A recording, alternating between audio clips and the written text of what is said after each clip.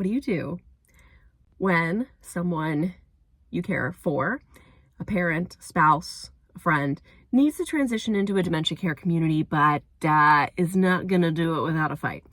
What do you say?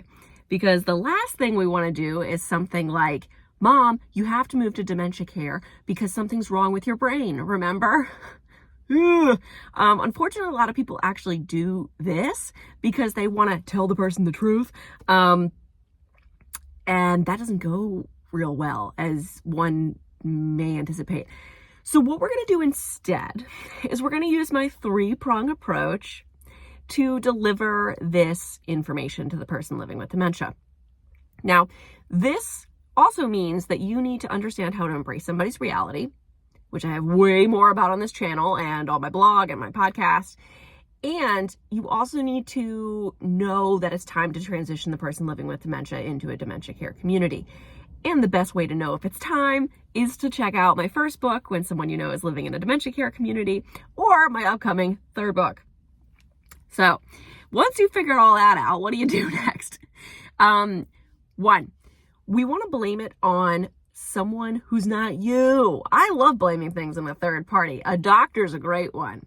The doctor wants you to blah, blah, blah, blame it on a third party.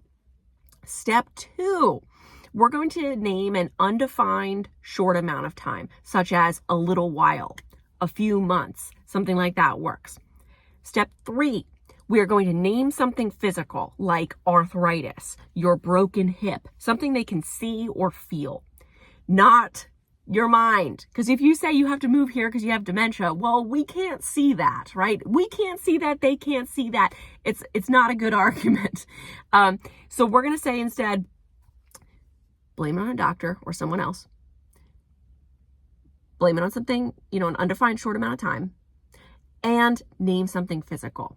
So here's your sentence. Something like, the doctor wants to evaluate you for a little while in this building here, in this community, while your arthritis heals, or whatever you want to say, right? The arthritis may not be solvable, but it doesn't matter. We need something physical that they can feel or see, or both.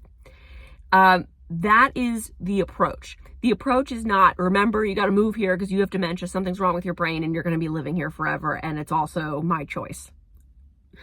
No.